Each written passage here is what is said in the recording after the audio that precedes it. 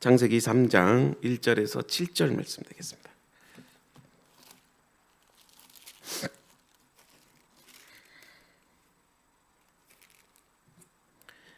우리 지난주 말씀이랑 똑같은 말씀인데 두 번째 우리 시간이라 우리 같이 함께 교독하도록 그렇게 하겠습니다. 그런데 뱀은 여호와 하나님이 지으신 들짐승 중에 가장 강교하니라. 뱀이 여자에게 물어 이르되 하나님이 참으로 너희에게 동산 모든 나무의 열매를 먹지 말라 하시더냐. 여자가 뱀에게 말하되 동산 나무의 열매를 우리가 먹을 수 있으나 동산 중앙에 있는 나무의 열매는 하나님의 말씀에 너희는 먹지도 말고 만지지도 말라 너희가 죽을까 하노라 하였느니라. 뱀이 여자에게 이르되 너희가 결코 죽지 아니하리라. 너희가 그것을 먹는 날에는 너희 눈이 밝아져 하나님과 같이 되어 선악을 알 줄을 하나님이 아심이라. 여자가 그 나무를 본즉 먹음직도 하고 보암직도 하고 지혜롭게 할 만큼 탐스럽기도 한 나무인지라.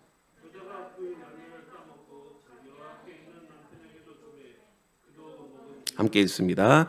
이에 그들의 눈이 밝아져 자기들이 벗은 줄을 알고 무화과 나무 잎을 엮어 치마로 삼았더라. 아멘. 오늘 죄의 시작 이 말씀을 가지고 창세기 강의 7번째 우리 함께 은혜를 나누려고 합니다. 그리스도인들에게 있어서 이 죄의 문제는 구원의 문제이기 때문에 아주 중요하죠. 그러나 오늘날 이 죄에 대해서 심각하게 생각하거나 고민하는 그런 성도가 별로 보이지 않는 것 같습니다. 단순히 죄를 개인의 도덕성과 어떤 사회적인 윤리를 어기는 정도로 생각하는 경향들이 강한 것 같아요. 그래서 점점 죄에 대해서 무감각해집니다. 오늘날 뉴스를 들어보면 참 과거와는 차원이 다른 그런 죄의 세계를 보는 것 같아요. 그런데 더 안타까운 것은 이제 이 극악한 무도한 범죄자들이 죄책감을 느끼지를 못합니다. 오히려 사회적인 이슈가 됨으로 인해서 영웅시되는 그런 느낌도 많이 받습니다. 하나님이 창조하신 이 아름다운 세상, 그런데 이제 본격적으로 이 아담의 범죄함으로 인해서 죄가 관영하고 물들기 시작하죠. 인류 최초의 살인이 이제 4장부터 시작이 됩니다. 그 이후로부터 죄가 관영해지죠. 그래서 하나님께서 홍수로 이제 세상을 심판하시는 그 진노가 또 6장부터 그렇게 나오기 시작합니다. 여러분 노아 시대를 우리가 한번 생각해 볼 텐데요. 이 노아 시대는 이 죄의 특성이 아주 잘 드러나 있어요. 이제 앞으로 우리가 또 노아 시대 때 또 그런 어떤 말씀을 가지고 함께 또 은혜를 나누고자 또 계획하고 있는데 이 노아 시대에는 아무리 하나님께서 세상을 물로 심판한다라고 그렇게 노아를 통해서 그렇게 외쳤다 그렇게 성경에 기록되어 있는데 그럼에도 불구하고 이 세상 사람들은 노아를 조롱합니다. 비웃어요. 어쩌면 우리도 담대하게 하나님의 나라의 복음을 전할 때 그래도 7, 80년대는 전도지만 보고도 또 예수 믿으세요 이렇게 길거리에 외쳐도 많은 사람들이 감동을 받고 예수 믿었어요 실제로. 근데 요즘은 그렇게 전하는 것 자체가 참 부끄러운 세상이 되어버렸다 그런 생각이 듭니다. 점점 이제 하나님의 말씀으로 살아간다는 것이 힘들다라고 느껴질 때가 많이 있습니다. 어쩌면 예수 믿는 것도 참 부끄럽고 어떤 그런 자부심보다는 뭔가 모르게 그런 어떤 수치심을 느끼는 그런 경우도 있는 것 같아요. 여러분 성경은 무엇이라고 말을 하고 있죠? 죄를 지은 인간은 다 하나님의 심판을 받게 된다는 것입니다. 여러분 예수 그리스도를 우리가 구세주로 영접하면 우리가 하나님의 자녀가 되는 그런 복이 주어지지만 여러분 믿지 않으면 멸망당하게 됩니다. 하나님의 심판을 받게 되지요. 이게 여러분 복음입니다.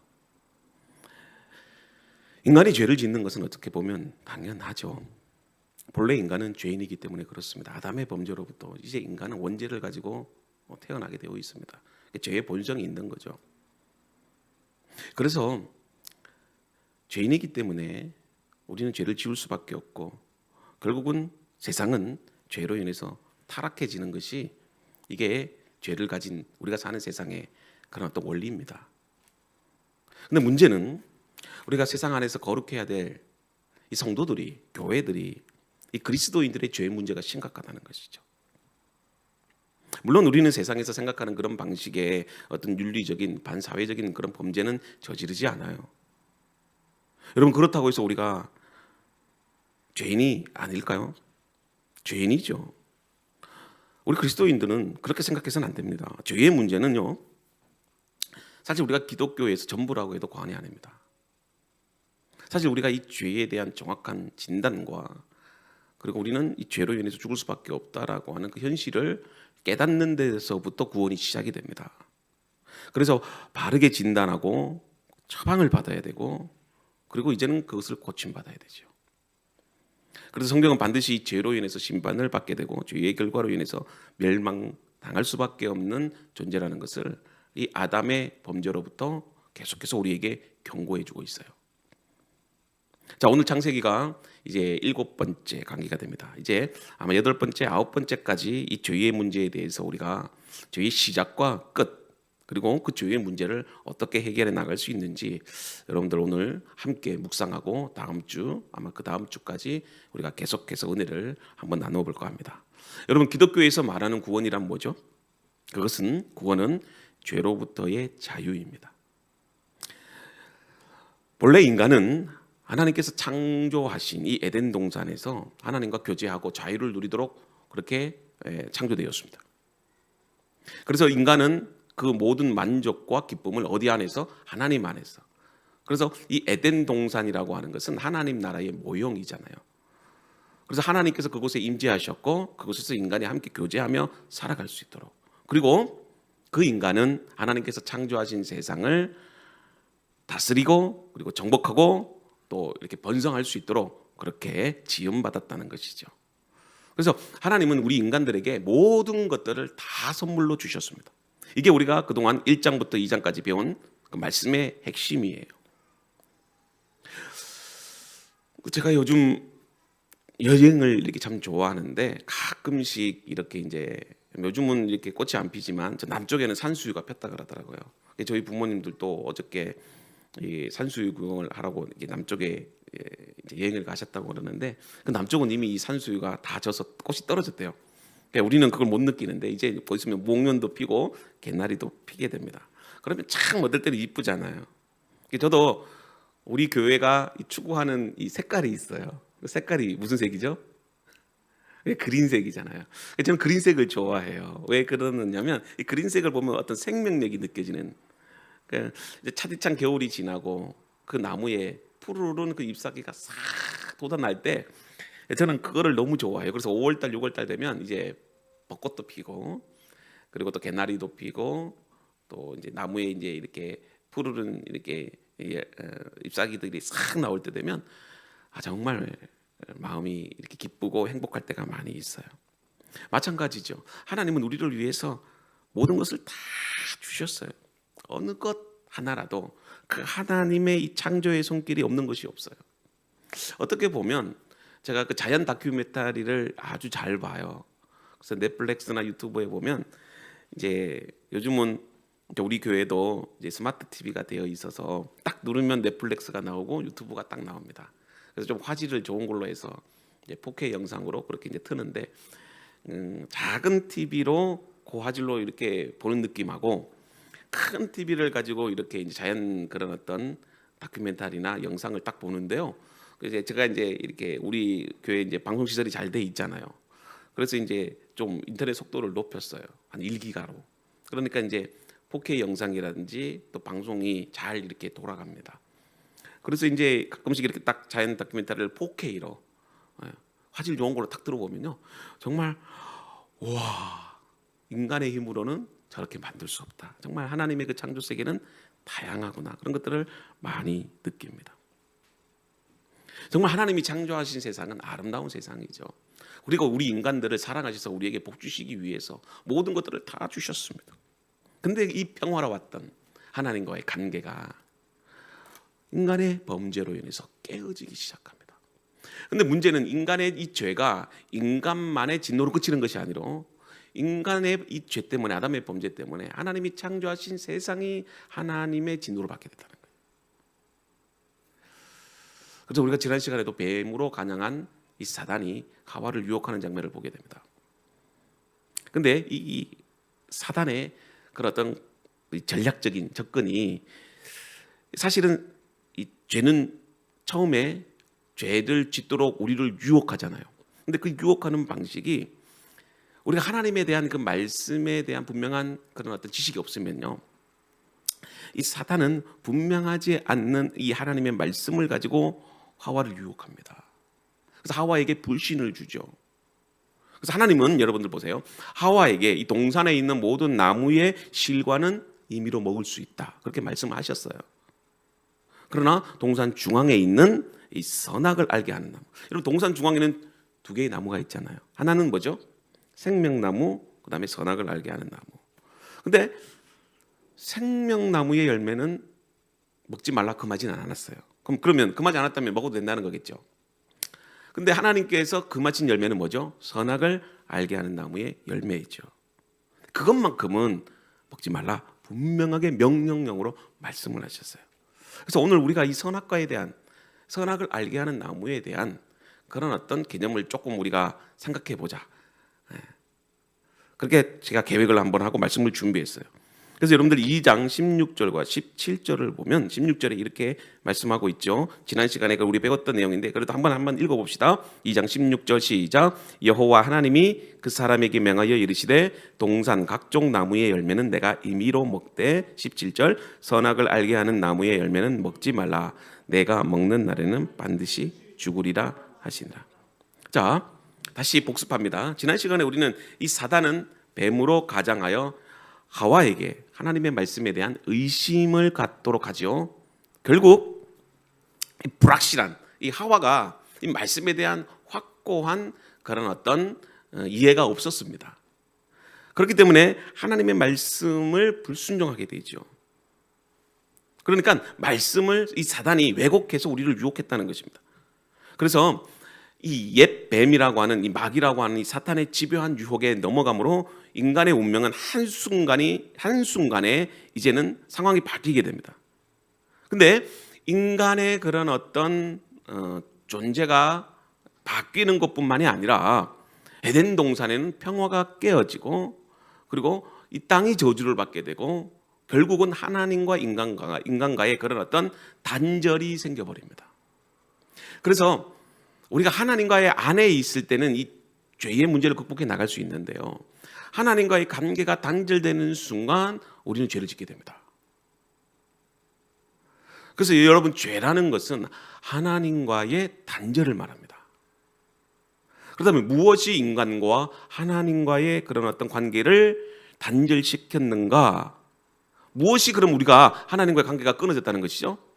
그게 바로 말씀이에요. 하나님과 우리를 서로 하나 되게 하는 것은 여러분들 말씀이에요. 그래서 하나님은 언제나 우리에게 말씀으로 찾아오셨고 우리는 말씀으로 항상 응답했던 거예요. 그래서 여러분, 진짜 하나님과의 이 교제는 말씀을 통해서 이루어집니다. 그러면 우리가 반대로 생각해 보면 하나님의 말씀에 대한 순종이 하나님과의 관계를 회복하는 첫 번째 이유가 되는 거죠. 하나님이 왜 아담과 하와에게 동산 중앙에 있는 이 선악을 알게 하는 나무의 열매를 먹지 말라 했을까? 여러분들 늘 항상 이런 의문점을 갖지 않나요? 정강집수는 그렇죠? 왜 하나님이 그 선악을 알게 하는 나무를 동산 중앙에 만들어서 왜 아담과 하와로부터 그것을 먹게 했느냐? 저도 그런 의문점을 많이 가져봐요. 또 거기에 대한 또 책이라든지 또 주석들이 많이 있어요. 그래서 제가 이렇게 말씀을 준비하면서 제가 받아들일 수 있는 부분도 있고 이해가 안 되는 부분도 있어요. 그래서 제가 이해가 안 되는 부분들은 과감하게 제가 이제 다 제외를 시켜버리는데, 우리는 분명히 창세기 1장과 2장에서 하나님이 우리의 창조주라는 사실을 배웠습니다. 이게 여러분 신앙의 첫 출발이에요. 그래서 여러분들, 우리가 창세기를 소중하게 여겨야 되는 게 뭐냐면 이 창조적인 신앙을 우리가 가지고 출발을 해야 됩니다. 이 창조 신앙이 바르게 회복이 되지 않으면 모든 것이 잘 안 되는 거죠. 모든 것을 시작할 때 첫 출발이 중요하지 않습니까? 그래서 우리는 하나님의 이 말씀으로 창조되었다. 그걸 요한 사도가 요한복음 1장에서 1, 2절에서 그렇게 분명하게 말씀으로 우리에게 가르쳐주고 있잖아요. 태초에 말씀이 계시니라. 그래서 우리는 본래 말씀으로 창조된 피조물이에요. 그래서 우리가 두 번째 시간인가요? 이 사단이 진화론을 가지고 장난을 치고 있지만 우리는 분명히 하나님의 형상으로 창조된 귀하고 아름다운 존재들이죠.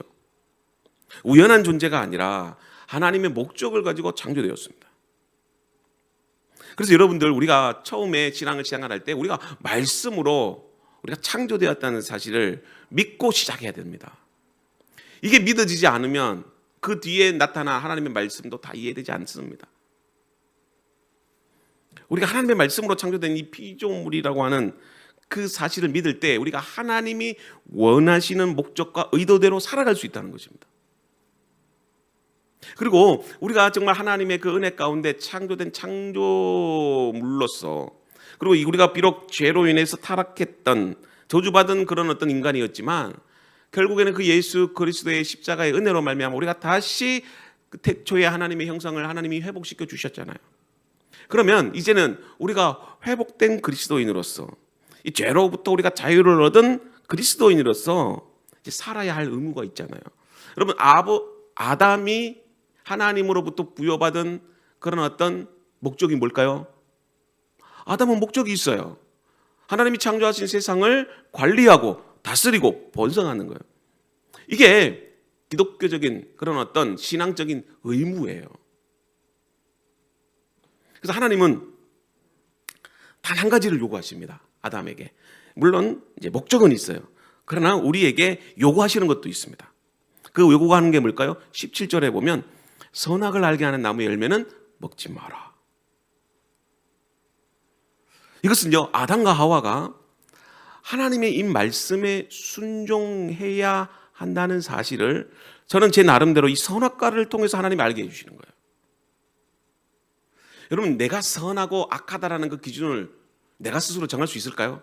사람은 절대로 못 정합니다. 선과 악의 기준은 비교해서 나오는 겁니다. 그리고 하나님이 계시해 주셔야 우리가 알게 되는 겁니다. 마찬가지죠. 우리가 하나님의 그 창조받은 그런 어떤 피조물이라는 사실, 인간은 깨달을 수 있는 능력이 없습니다. 왜냐하면 하나님이 우리에게 계시해 주셔야지 됩니다. 말씀해 주셔야지 됩니다. 그리고 우리는 하나님의 말씀에 순종해야 될 그런 어떤 의무가 있다는 것을 하나님이 우리에게 말씀해 주시는데, 저는 그게 바로 선악을 알게 하는 나무다. 저는 그렇게 생각해요. 여러분, 아담은요, 부모가 있어요, 없어요? 우리 자녀들에게 있어서 제일 행복한 것이 뭔 줄 아십니까? 엄마 아빠가 있다는 것. 아담은 엄마 아빠가 없습니다. 엄마 아빠가 없다는 것은, 원래 자식들은요, 아기들은 태어나서 학습되지 않는 것들을 엄마 아빠로부터 배웁니다. 그런 게 있어요. 어떤 본능적이고 인간의 그런 어떤 성품과 인격은 어디로부터 배운다? 학교 선생님으로부터 배우는 것이 아니라 부모로부터 배웁니다. 근데 아담은 부모가 없습니다. 심지어는 친구도 없어요. 그렇다고 하나님에 대해서 알려줄 정보도 없습니다. 컴퓨터도 없습니다. 휴대폰도 없습니다. 물론 책도 없어요. 아담은 자기가 창조되고 난 이후에 하나님에 대해서 전혀 모릅니다. 왜냐하면 하나님이 가르쳐 주시지 않으면 몰라요. 그렇다고 해서 부모가 계셔서 아니면 성경책이 있어서 스스로 배울 수 있거나 또 가르침을 받을 수 있는 상태도 아니었어요. 정말 이 세상이 어떻게 창조되었는지, 자신의 삶의 목적인지 모릅니다. 만약 부모라도 있으면, 친구라도 있으면, 성경책이라도 있으면. 근데 아담은 그렇지 않다는 거죠. 그렇기 때문에 이 아담에게는 우리와는 달라요. 하나님이 직접 아담에게 말씀해 주시고 아담에게 가르쳐 주셔야 됩니다. 아담아, 내가 너를 흙이었지만 말씀으로 창조했단다. 그리고 너에게 생기를 불어넣고, 그리고 너는 이제 내가 창조한 이 세상을 다스리고 관리도 잘하고, 그리고 너 혼자 있으면 외로우니까 결혼해서, 하와랑 결혼해서 이 세상에 자녀를 많이 낳아서 번성해라. 그렇게 하나님이 말씀해 주시는 겁니다. 말씀해 주심으로 아담이 뭘 느끼는 거죠? 자기의 존재성을 느끼는 거죠. 자기의 그런 어떤 사명을 느끼는 겁니다. 그래서 하나님이 원하시는 것은 뭐냐면 다른 것은 다 몰라도 너 하나님 말씀에 순종하며 살아야 된다. 우리가 자녀에게 뭐 자녀가 잘 되는 것도 좋지만 공부 잘하는 것도 좋지만 부모가 자녀에게 요구하는 것 제일 먼저가 뭘까요? 순종 아니겠습니까? 하나님에 대한 이 순종. 우리는 하나님이 지으신 이 피조물인 이 모든 것들을 알아가기 위해서는 뭐가 필요했다는 거죠? 선악을 알게 하는 나무가 필요했다는 것입니다. 그게 기준이 되는 거예요. 그래서 그 선악을 알게 하는 나무를 통해서 내가 하나님께 순종해야 되는 거구나. 그거를 지속적으로 이 선악을 알게 하는 나무를 통해서 우리에게 계시해 주시고 계시는 거예요. 여러분, 하나님은 우리와 같지 않아요. 하나님으로서 그분은 스스로 존재하시는 분이시고 우리는 피조물로서 하나님의 창조하신 세상을 잘 관리하고 다스리는 청직이라는 이 사실의 구분을 바르게 아는 것이 여러분들 이게 신앙이고 바로 순종입니다. 저는요, 말씀을 묵상하면서 선악을 알게 하는 나무의 의미가 바로 이런 의미가 있다라고 제 나름대로 정의를 내렸습니다. 우리가 왜 그런 어떤 말씀에 대한 이해가 있어야 되느냐면 아까도 제가 말씀을 드렸던 것처럼 왜 하나님이 선악을 알게 하는 나무의 열매를 만들었어? 사실은 거기에 대한 해답을 말씀에서 이야기하지 않아요. 하나님은 절대로 우리를 설득시키는 분이 아닙니다. 하나님은 선포하시는 분이지. 그 선포하는 말씀을 내가 이해하고 받아들이는 것은 나에게 달린 겁니다. 그건 믿음으로 되는 거죠. 성경은 절대로 내가 이해되고 설득되기 위해서 읽는 게 아닙니다. 하나님은 그럴 이유도 없고 그렇게 하시지 않아요. 절대로. 왜냐하면 하나님은 우리와 본질적으로 달라요. 하나님이시기 때문에 우리 인간과는요 차원이 다르신 분입니다. 근데 저도 이렇게 말씀을 연구해 보면 하나님 딱 알려주면 좋은데 특히 예를 들어서 그 다음에 고난은 왜 오는 거죠? 왜 우리를 힘들게 하는 거죠? 늘 우리는 끊임없이 질문을 던지잖아요. 근데 성경은 거기에 대한 답이 없어요. 물론 우리가 추측할 수 있는 그런 어떤 말씀들은 있어요. 그러나 우리가 욥기서를 보면 고난은 신비예요. 미스터리예요. 고난은 인내하는 거고 견뎌내는 겁니다. 그 제가 천국 가면 물어볼 게 많이 있어요. 예수님 만나면 왜 하나님이 그때 선악과를 만드셨어요? 왜 우리를 이렇게 고난으로 이끌어 가시는 거죠? 정말 우리 성도들 행복하고 돈도 많이 벌고 병도 안 걸렸으면 좋겠는데요. 예수님, 예수 안 믿는 사람들은 저렇게 잘 먹고 잘 살고 건강하게 사는데 왜 우리는 이렇게 힘들게 살아요? 예영아, 그지? 네.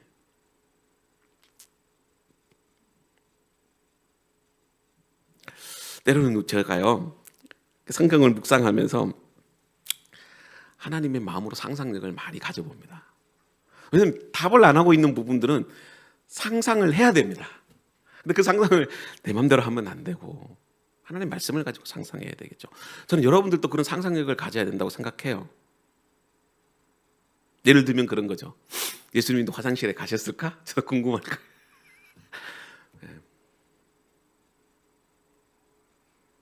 예수님도 여자를 좋아하셨을까? 이런 거 궁금하지 않으세요? 궁금하네요? 예영아? 궁금하죠? 선악을 알게 하는 나무의 의미도 여러분들 아마 이런 의미라고 생각합니다. 그 선악을 알게 하는 나무를 아담이 쳐다보면서 저 나무를 하나님께서 먹지 말라고 하셨지?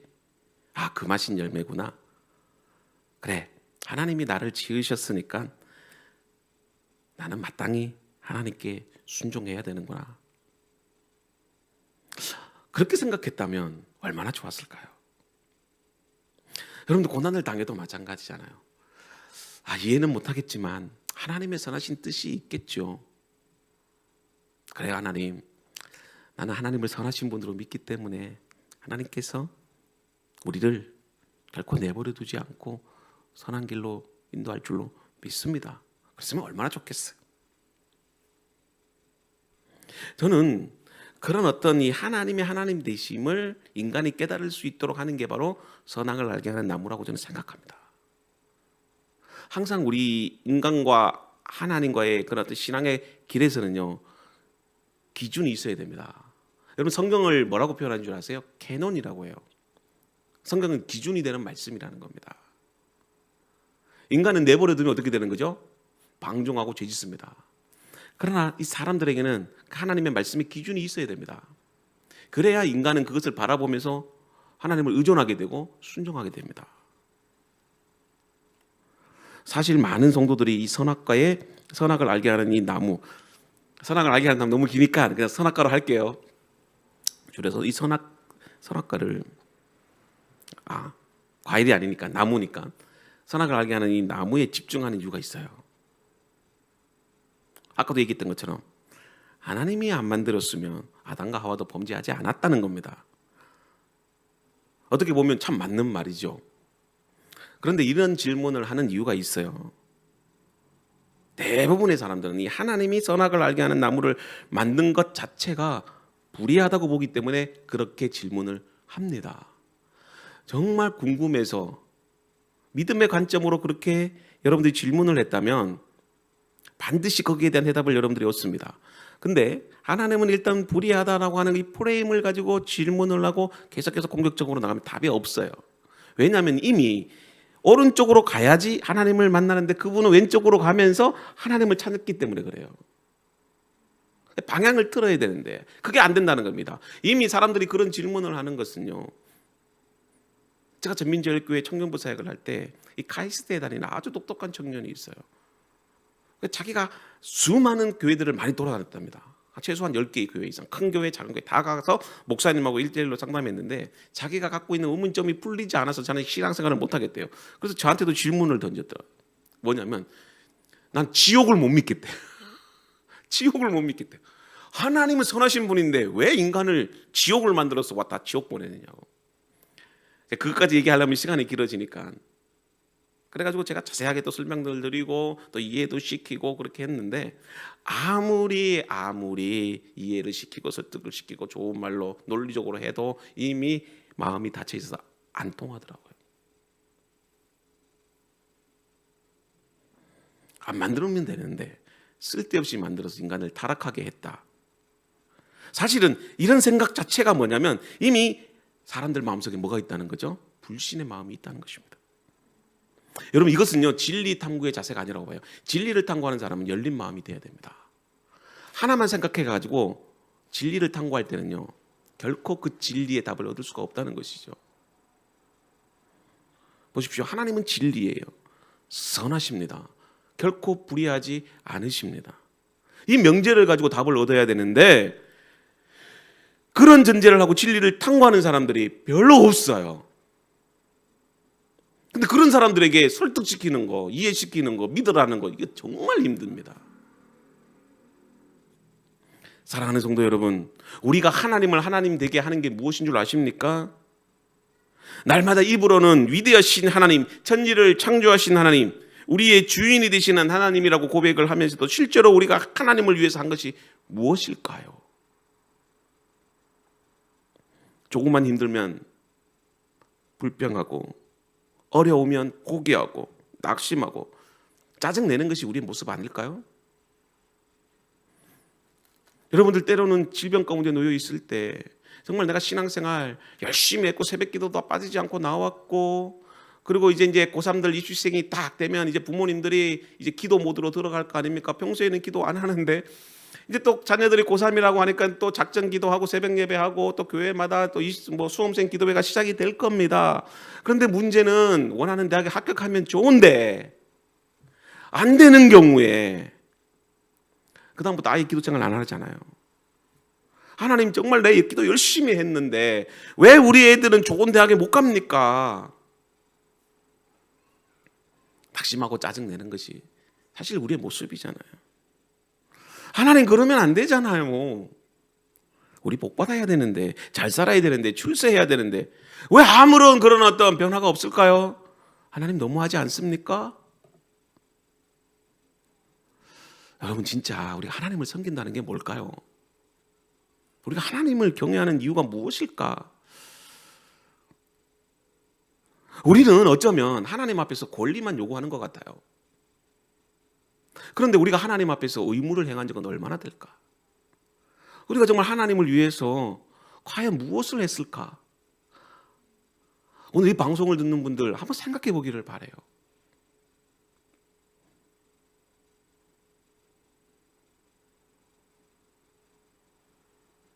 저는 이 말을 참 좋아합니다. 순종이 제사보다 낫다. 순종이 제사보다 낫다.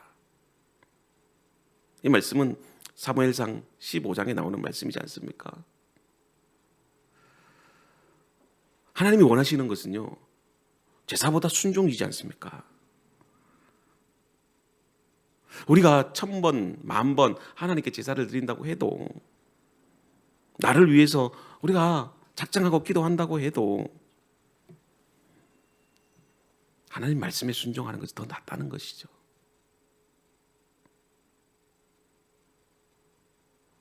순종에는 어떤 의미가 있는 줄 아십니까? 거기에는 창조신앙이 있습니다. 창조신앙.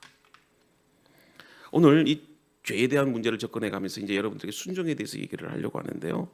이 순종 속에는 뭐가 있느냐면 창조신앙이 있습니다. 거기에는요, 하나님은 나의 창조주시고 나의 하나님이 되시고 나는 그분의 백성이고 그분의 피조물이 되신다는 어떤 결단과 헌신이 순종하는 가운데 나옵니다. 여러분, 예수를 관념적으로 믿으면 안 됩니다. 반드시 이 순종이라는 열매로 연결이 되어져야 된다는 것입니다. 우리가 거룩에 대해서 얘기하면서도 거룩의 이 존재성이 어떻게 나타나야 된다고요? 거룩의 삶으로 나타나야 된다. 마찬가지입니다. 이 두 가지가 하나가 돼야 돼요. 우리가 거룩한 삶이 되기 위해서 먼저 존재성이 필요하고, 여러분들 거룩한 존재로 예수 그리스도의 십자가의 피로 거룩하게 하셨다면 이젠 여러분들 거룩한 삶을 살아야 되는 거죠. 마찬가지입니다. 하나님이 여러분들을 창조하시고 여러분들에게 복 주신 것도 결국에는 하나님 말씀에 순종하고 하나님 나라를 이루기 위한 그 목적이 있다는 것입니다. 그래서 여러분들 진화론적인 사고에서는요, 순종의 의미를 모릅니다. 하나님의 말씀이 여러분들 가운데 주어졌다는 것은 여러분들 하여금 그 순종의 자리까지 이끌어가게 하십니다. 그래서 여러분, 죄는 뭐죠? 불순종에서부터 시작이 되는 것이죠. 그 상관관계를 여러분들이 이해를 하지 못하면 이 죄에 대한 개념을 여러분들이 바르게 이해할 수가 없습니다. 하나님의 이 말씀을 분명히 신뢰하지 못했기 때문에 인간은 불순종하게 되는 것입니다. 그래서 사단은 이것을 너무나도 잘 알아버립니다. 그래서 어떻게 하시든지 이 성도들을 하여금 불순종의 자리로 이끌어갑니다. 그래서 여러분, 불순종의 시작이 뭔 줄 아세요? 불평과 불만입니다. 불평과 불만이 있으면 우리가 뭘 잃어버린 줄 아세요? 하나님의 말씀을 잃어버립니다. 불평과 불만이 우리의 귀를 막는다는 것이죠. 아담과 하와가 불평했다는 것이죠. 아마 했을 겁니다. 왜 선악을 알게 하는 나무 만들었지? 하와가, 뱀이 그렇게 유혹을 하지 않습니까? 하나님은 불의하다는 거죠. 왜 동산에 있는 모든 나무의 열매를 먹지 못하게 했니? 너 하나님 미워하는 거 아니야? 하나님이 너 미워하시는 거 아니야? 생각해봐. 하나님은 너에게 모든 에덴 동산뿐만 아니라 이 세상 모든 만물을 다 다스리고 소유할 수 있도록 했는데 왜 그걸 못 먹게 했을까? 거기엔 분명히 이유가 있을 거야. 사람이라는 게요, 왜 불평하고 원망하게 되느냐면 백이라는 그런 어떤 물질이 있다고 생각합시다. 근데 하나님이 우리에게 99가지를 주셨어요. 그럼 뭐 좋잖아요. 감사하잖아요. 99가지인데. 근데 사람은 뭡니까? 한 가지가 없다고 불평합니다. 99가지를 보는 게 아니고 한 가지를 봐요. 이게 바로 이 죄의 습성이고 본성이죠. 거기에는 뭐가 따른다는 겁니까? 불평과 원망이라는 겁니다. 아이들에게도 어떤 아이들에게 용돈을 주면, 어떤 아이들은 10,000원을 주고 어떤 아이들은 5,000원을 주면 반응이 나오시죠? 5,000원을 준 아이는 왜 나는 5,000원밖에 안 줘 그래요?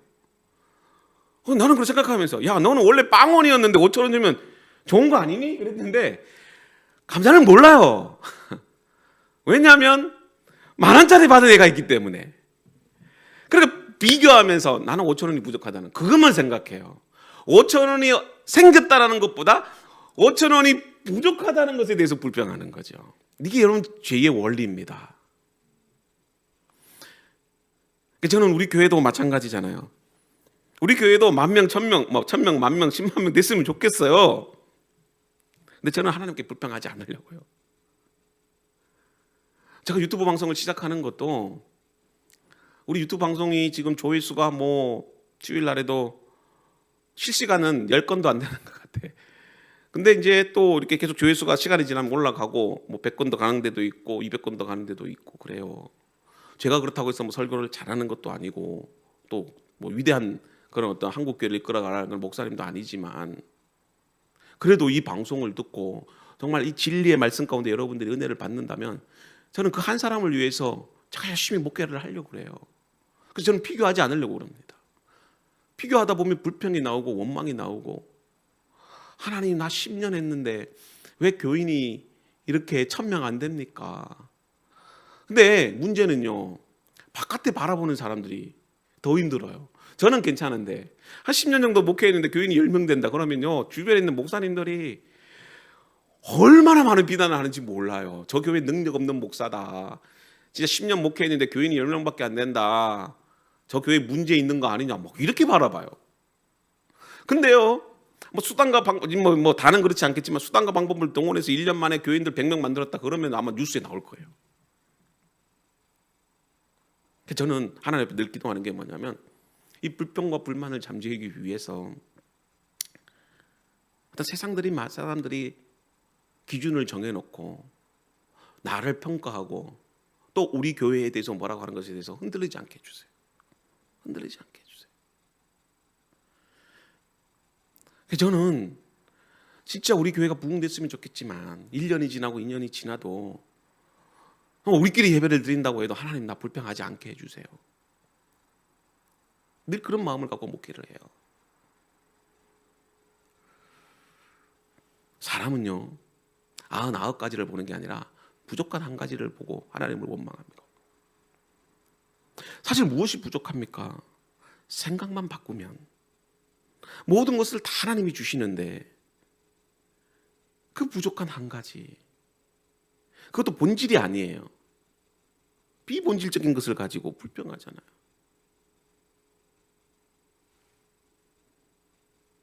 하나님께서 우리에게 아침마다 쌀밥을 주시는데 어쩌다가 라면 먹을 수도 있죠. 안 그렇습니까? 또 어쩌다가는 그냥 밥에다가 김치에다가도 먹을 수도 있는 거예요. 그러면 생각해 보세요.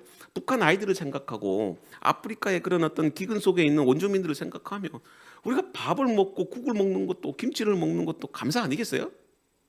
근데 사람은 그렇게 생각하는 것이 아니고 대기업 회장을 생각한다니까요. 밥 먹으면서.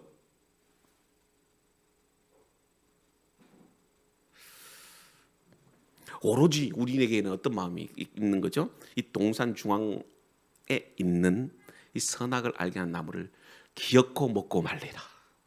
기어코 먹고 말리라. 이게 뭘지요? 100가지를 다 가지겠다는 거예요. 100가지를 다 가지겠다. 이게 바로 죄입니다. 이게 바로 죄예요. 오늘날 가진 사람들이 왜 나누어 주지를 못할까요? 우리는 99가지를 가지고 있으면서도 한 가지만 가진 그 약한 자들의 이 가난함도 뺏어버리려고 합니다.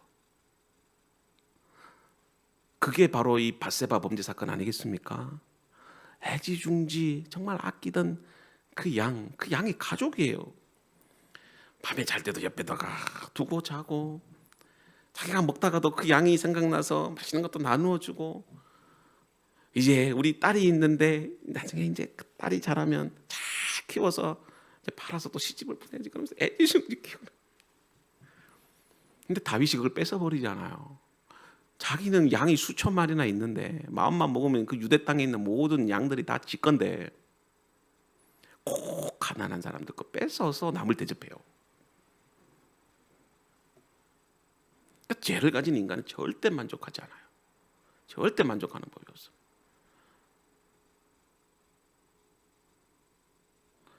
저는 여러분들이 감사하며 만족하며 우리 살아갑시다. 네, 만족하며 감사하고 삽시다. 100을 가지면 200을 가지고 싶어하고 200을 가지려고 하니까 안 되니까 어떻게 합니까? 강제로라도 뺏어서 심지어는 죽어서라도 자기는 400을 가지듭니다. 그러면 또 500 가진 사람이 또 부럽고 끝이 없어요, 욕심이. 이게 바로 하나님과 단절된 이 불순종에서 나온 이 죄의 타락한 모습이에요. 우리는 하나님이 말씀하시면 내가 나아가리다. 주님이 말씀하시면 내가 순종하겠습니다. 여러분, 이런 사람이 믿음 좋은 사람입니다. 믿음이 좋다는 것은 성경 많이 보고 헌금 많이 하고 기도 많이 하고 전도 잘하는 이런 모습도 믿음이 좋다라고 말하는 분들도 있더라고요. 그러나 좋은 믿음을 가지고 있다는 것은요, 순종하는 모습을 통해서 나타납니다. 아브라함이 믿음 좋은 사람이잖아요. 그 이유가 뭘까요? 하나님 말씀에 순종 잘하는 사람이었어요. 그게 창세기 22장에 자기의 독자 아들 이삭도 하나님 말씀에 순종해서 드리지 않습니까? 그래서 순종은 믿음의 표현이라고 합니다. 그래서 사단은 어떻게 해서든지 우리를 믿지 못하게 하기 위해서 하나님 말씀을 의심케 합니다. 말씀에 의심하게 됨으로써 불평이 나오게 되고 그 불평과 원망 때문에 하나님을 불순종하게 합니다. 사단은요, 여러분들이 잘 먹고 잘 살고 출세하고 높은 데 이런 거 절대 관심 없습니다. 우리가 관심 갖는 거는 요건데 사단은 거기에 관심 없어요. 사단의 오직 한 가지 관심은 뭔지 아세요? 여러분들 하여금 하나님의 말씀을 듣지 못하게 한다는 것입니다. 왜요? 우리가 말씀대로 살면 사단을 승리할 수 있어요.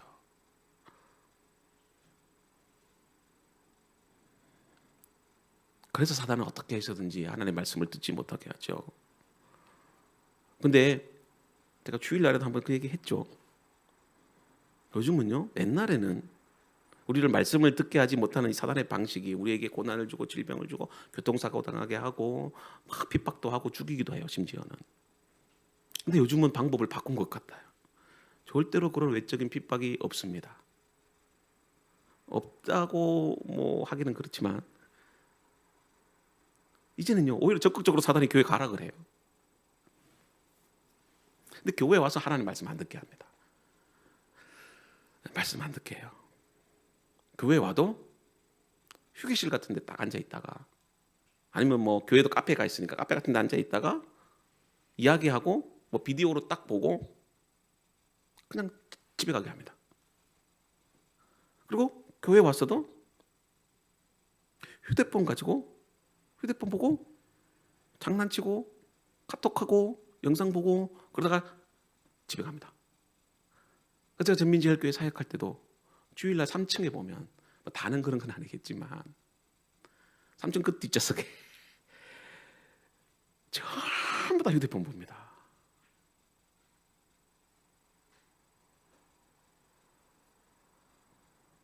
그리고 화장실 들락들락, 그리고 아이들 핑계로 교회 밖에 나가서 놀다가 오고, 그리고 전화 오면 또 급히 받으러 나갑니다. 거면 얼마나 좋겠어요. 그러면 전화하고 뒤에서 또 로비에서 막 그런 소리가 나고, 그래 알았어 갈게. 또 주일날 되면 회사에서 출근하라고 하고 또 학원에 오라고 하고 또 교회를 오게 해요. 교회 오면 따분하게 만들고 졸게 만들어버리고,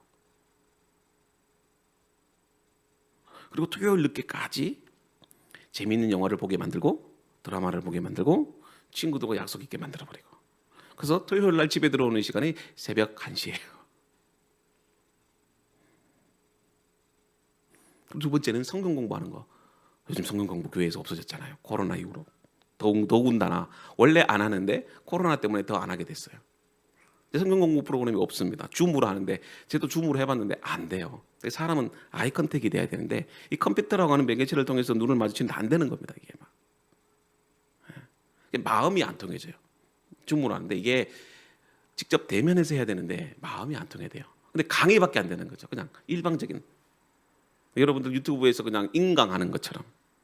근데 하나님의 말씀이 인터넷 강의가 아니지 않습니까? 사단이 이렇게 유혹하는 거죠. 1절에도 동산 모든 나무의 실과를 먹지 말게 하더냐?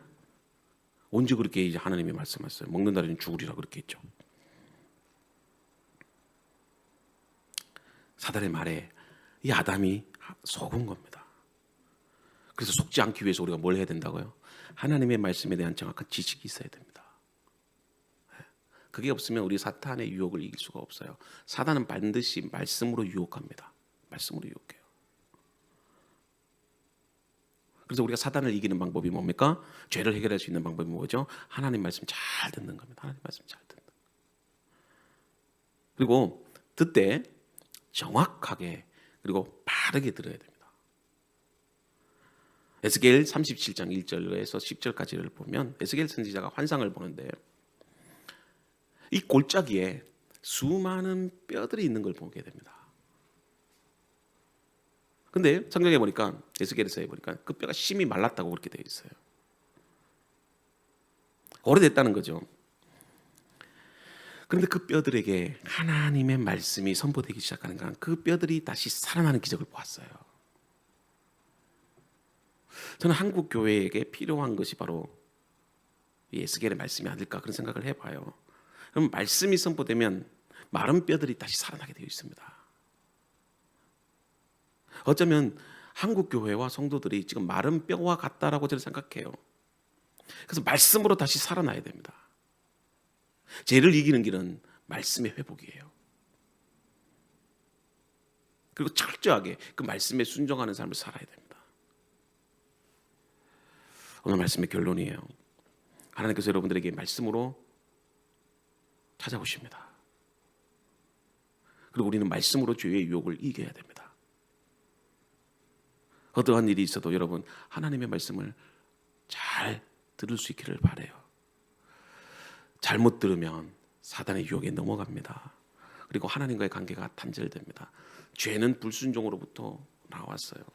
그 불순종은 불만과 불평으로부터 시작이 되고 하나님의 그 살아계심을 의심하는 순간 우리는 죄를 짓게 됩니다. 하나님은 결코 불의하지 않으십니다. 왜 쓸데없이 선악과를 만들어서 우리를 타락하게 했느냐? 그게 말씀의 핵심이 아닙니다. 설령 하나님은 그렇게 만들어 놓을 수 있는 충분한 자격이 있으신 분입니다. 하나님은 우리를 깊은 고난 가운데 있게 한다 할지라도 하나님은 그럴 자격이 있으신 분이십니다. 왜요? 하나님이시니까. 그러나 거기에 대해서 불평하고 원망하는 것은 우리의 죄성 때문이지 하나님이 불의해서 하나님이 여러분들을 미워해서 그런 고난 가운데 있게 하시는 게 아닙니다. 정말 여러분들을 타락의 길로 만들기 위해서 선악과를 만들어 놓으신 것이 아니라는 것입니다. 죄를 지은 것은 우리지 우리가 범죄함으로 하나님을 떠난 것이지 하나님이 불의해서 그런 것이 아닙니다.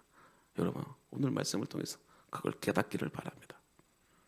오늘 우리 대전로den교회 믿음의 성도 여러분들이 그렇게 말씀으로 승리하는 그리고 죄의 유혹을 이겨나가는 때로는 넘어져도 괜찮습니다. 그럴 때 다시 말씀으로 일어서면 됩니다. 중요한 것은 하나님 앞에 겸비한 모습, 자기의 죄를 인정하는 모습, 정직한 영을 갖고 그렇게 날마다 말씀으로 죄를 이겨나가는 저와 여러분들 되기를 주님이